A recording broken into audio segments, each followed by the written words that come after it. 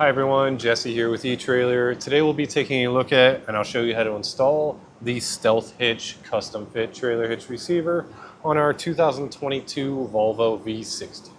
The V60 is, in my opinion, a great looking car, but that doesn't mean you're not going to take it on those adventures that you're going on. So adding a hitch is really nice because that's going to give you some extra storage space to the back of the vehicle, whether it be a bike rack or a cargo carrier, or you can even do some towing with it. If you are looking to do towing, Stealth Hitch actually offers a towing kit that'll have all the wiring and everything you need to get your setup going. But the one great thing about the Stealth Hitch is, as I said, this is a good looking car. So when you're not using it for your accessories, with a simple turn of a knob, you can remove that receiver and you got that clean factory look. So here's a look at the knob for releasing it. It's very easy to reach up here and it turns quite smooth, but let's get our receiver back into place and I'll show you how that works. So you simply push it up. You have to be pretty firm with it.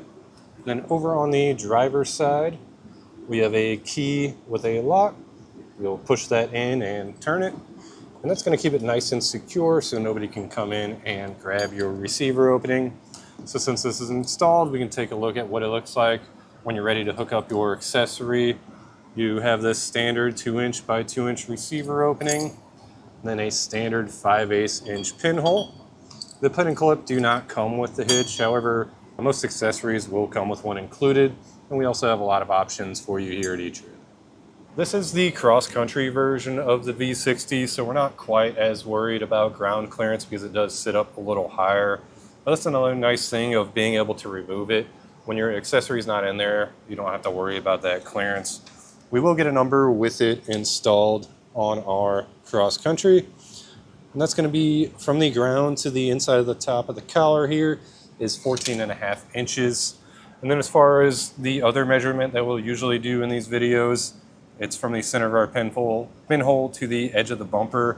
And it actually sits past our bumper here. So any folding accessories that you might add on, you really shouldn't have to worry about them making contact with the V.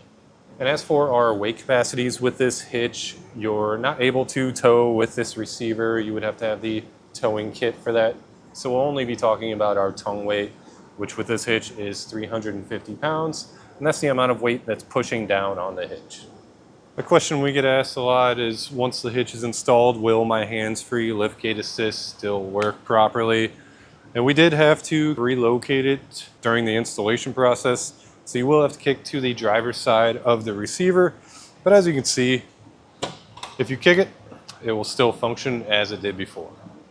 All in all, I think this is about the best hitch option for the V60, especially if you're someone who's conscious about the looks of their vehicle. If you have any questions or concerns after watching this video, please feel free to reach out to us. We'd be happy to get you pointed in the right direction. As for the installation with this hitch, you do have to remove the fascia and then do quite a bit of trimming underneath. So if it's not something that you're looking to do yourself, maybe you just don't have the time to get it done before you need your accessory mounted on, feel free to check out our dealer locator. That's where you'll find someone local to you that would be happy to get it installed for you. If you are looking to see how this gets installed, then just follow along and I'll walk you through the process. We'll start our installation by first opening up our hatch. And then on both sides, you'll have a push pin fastener here. You want to just push in the center. I like using this hose pick because I can push that, and then I can also use it to kind of dig under there and pry it out. And anything we do on one side from this point on, we will do the same thing on the other side. If there's anything different, then I'll come in and talk about it. For this step, it would definitely be easier if you're comfortable taking your wheels off to get them out of the way. Because we have some screws in our wheel well here. They're going to be T25s, and with the wheel on, it is quite tight. So if you don't feel comfortable taking the wheel off, I'd recommend using something like this, or even a right angle bit adapter like this. But we'll get in there and start removing our screws.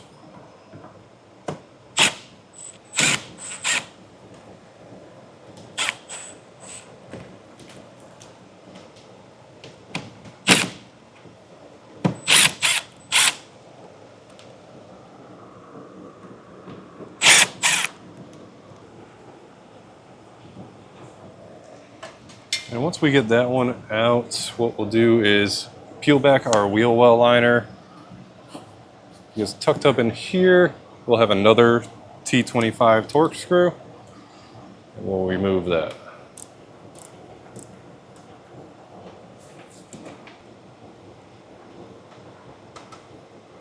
Underneath our vehicle here, we'll have 4 more T25 screws. We'll get those removed.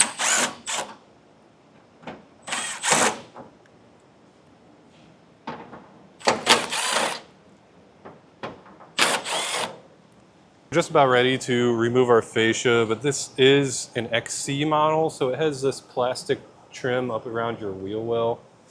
If you don't have the XC, then you probably don't have to do this, but it's kind of tricky to get this apart. It's kind of pieced together, but you will have to pop off this lower trim piece first and then start working the upper trim up and around it.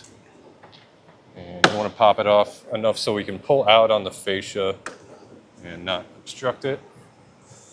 So now what we'll do is start from the outside. You start popping these clips loose.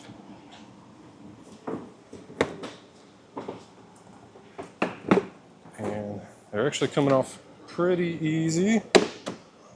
But you don't want to pull it out too far because we do have a connector here.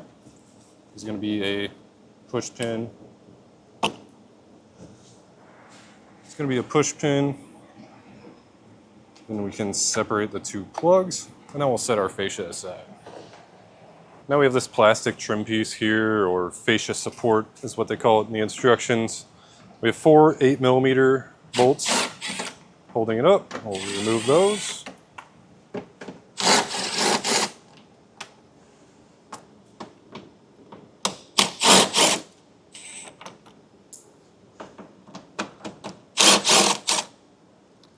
We'll get that out of the way. Now we'll move on to removing our bumper beam. That's going to be held up by some 15mm nuts. Looks like we have 3 on both sides.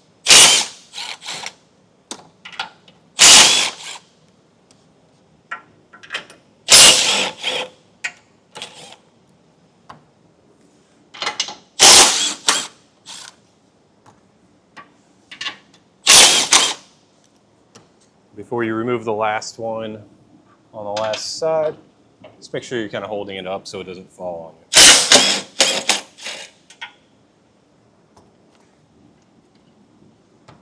And we'll set that aside. Now we'll take our hitch and slip it over these studs. And what I'm going to do is just take one of our nuts and tighten it down on both sides. You can use either the new nuts or the old ones, because we'll end up taking them off. But what I'm doing is I'm going to put up our latch block and torque it down, and then we'll take the nuts off and install our bumper beam. Just because once that bumper beam is on there, it kind of gets in the way for tightening that down, so this will make it a little bit easier.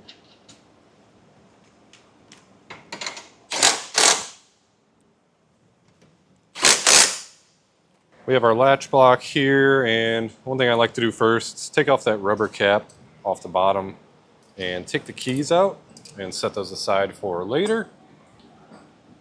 Then we'll take our bolts. We want the knob here on the passenger side and the keyhole on the driver's side.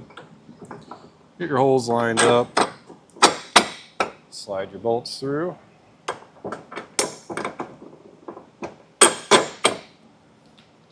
And we'll start our nuts.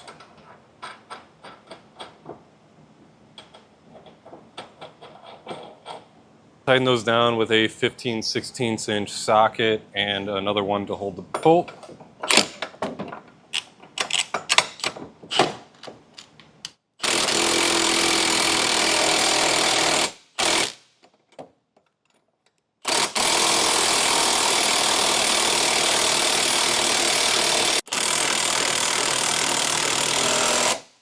These bolts do have pretty high torque specs, so I did kind of hammer it down with my 1/2 inch impact. Now we'll go over them with a torque wrench and make sure they're torqued down to that specification in the instructions. With our latch block tightened down, we can remove our nuts. Make sure that hitch stays in place, because we're going to throw our bumper up over it. Just line the studs up with the holes. And then we'll install our new flange nuts and get those tightened down.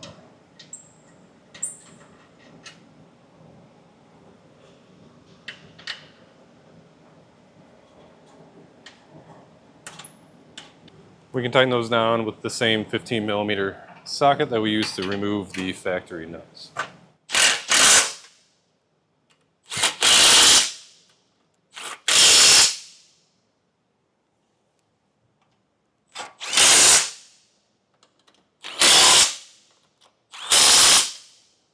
We'll take our torque wrench again and get this hardware torqued down.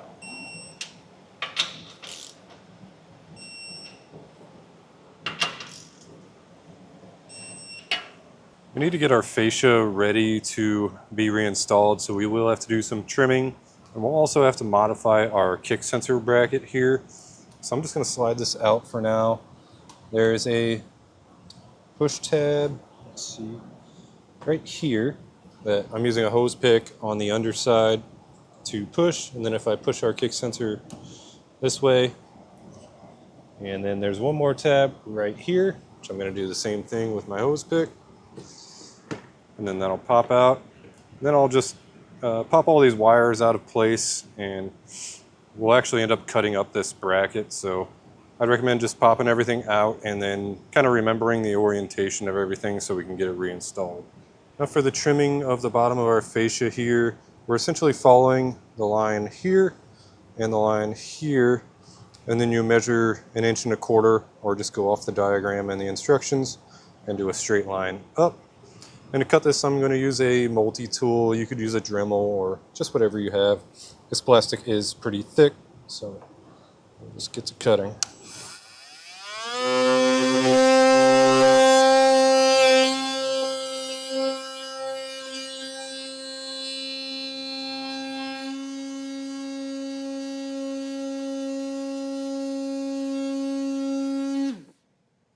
So that's what our hole looks like, and then we'll come through with a razor blade or a file and clean up all of this mess. Now we need to chop up our kick sensor bracket quite a bit. So see, I have this marked here. We're going to cut off this entire section.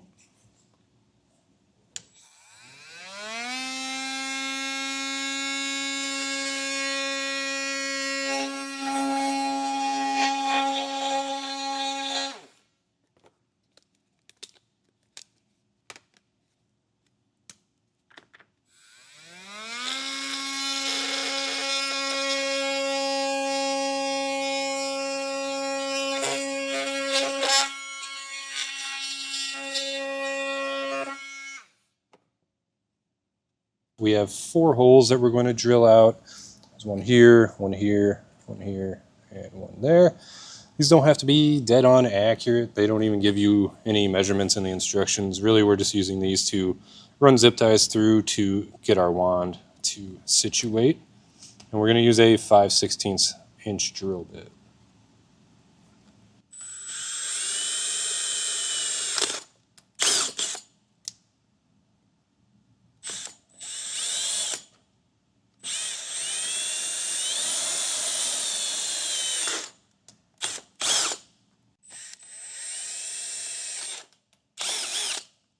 Now we can take our bracket and some of the plastic hardware, and we'll get our middle hole that we drilled up lined up with this square hole here, and I'll push the plastic bolt through the underside of our fascia and tighten down the plastic nut. Once you have that tightened down, you can clip the module into place. And then we'll have to zip tie down our wands here, so I'll get that done and then I'll go over what I did. So for this wand here, we just lined it up with the bottom of our bracket and then used our 2 holes to zip tie it. This one kind of tucks into its original spot and that bracket holds it in, but that zip tie is just there for some extra security. And then with all of your wires, you'll just want to zip tie it up nice and tight so it's out of the way. All that's left is to reinstall the fascia. It's just the opposite of the way we took it off. And then we're ready to install our receiver. You just need to unlock it, then make sure your knob is turned all the way forward. Slide your receiver up into place and lock it up. So that means we are ready to hit the road with our brand new custom fit Stealth Hitch Trailer Hitch receiver on our 2022 Volvo V60.